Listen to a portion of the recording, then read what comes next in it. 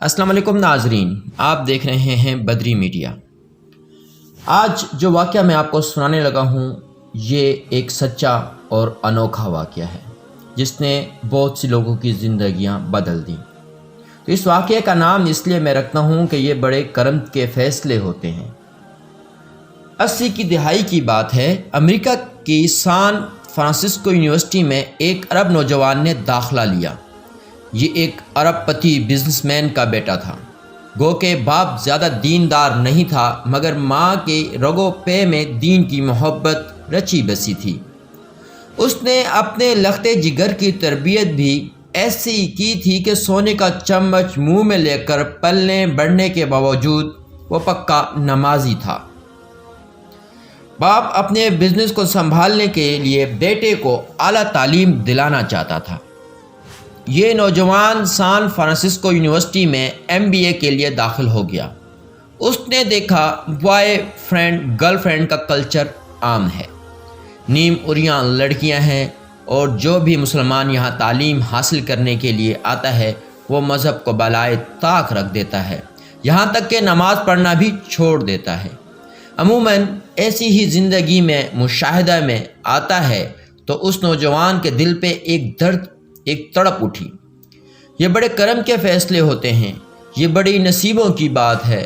تو اس نے سوچنا شروع کیا اور مسلمانوں سے اس کے بارے میں بات کی تو کسی نے کہا کہ پاکستان میں دین کی محنت کے لیے ایک جماعت کام کر رہی ہے جس کا نام تبلیغی جماعت ہے، آپ اس محنت کے بارے میں ان سے رابطہ کریں۔ تو اس نے خط رائمنڈ بھیج دیا۔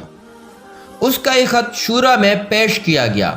اس کو تبلیغی جماعت کی محنت کا طریقہ کار لکھ کر جوابی خط روانہ کیا گیا۔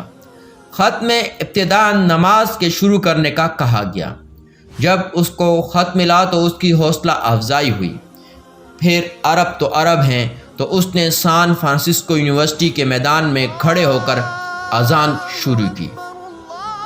تکبیر کی گونج سے پوری یونیورسٹی ہل گئی اور اسٹوڈنٹس اور پروفیسر سب کمروں سے نکل کر ہکا بکا رہ گئے اور حیران و پریشان اس نوجوان کو دیکھتے رہے۔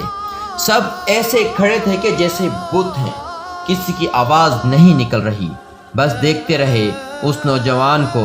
جب اذان ختم ہوئی تو جو مسلمان تھے انہوں نے کسی کو نہ دیکھا، بس آستینیں چڑھا لیں اور سب وضو کرنے لگے، اور دیکھتے ہی دیکھتے نماز باجماعت شروع ہوئی۔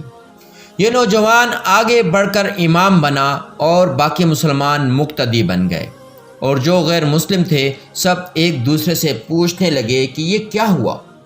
جب مسلمان نماز سے فارغ ہوئے تو مسلمانوں نے اسلام کی تعلیم شروع کی، اور چند دنوں میں غیر مسلم اسلام کے بارے میں سوچنے پہ مجبور ہوئے۔ پھر سہروزہ کی جماعت طلبہ کی نکلی۔ ایک گارڈن میں انہوں نے سہروزہ لگایا کیونکہ وہاں کوئی مسجد نہ تھی۔ لوگ ان نوجوانوں کو دیکھتے تھے۔ یہ وہاں گارڈن میں گشت و تعلیم و تعلم، نماز، سارے اعمال کرتے رہے، اور غیر مسلم اس جماعت کو دیکھتے رہے۔ یہ جماعت راونڈ مرکز کی ہدایت کے مطابق کام کرتی رہی۔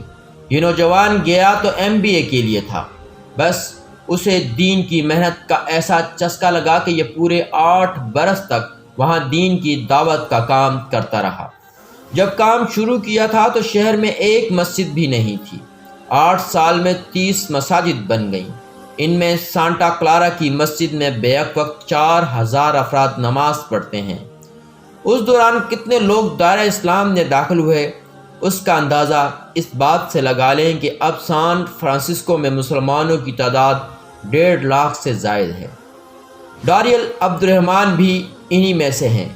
ان کا کہنا ہے کہ میں کلیسا کا پیروکار تھا، لیکن 45 برس کی عمر میں اللہ نے مجھے دولت اسلام سے نوازا، جس کا سردست مجھے یہ فائدہ ہوا کہ منشیات سے میری جان چھوٹ گئی۔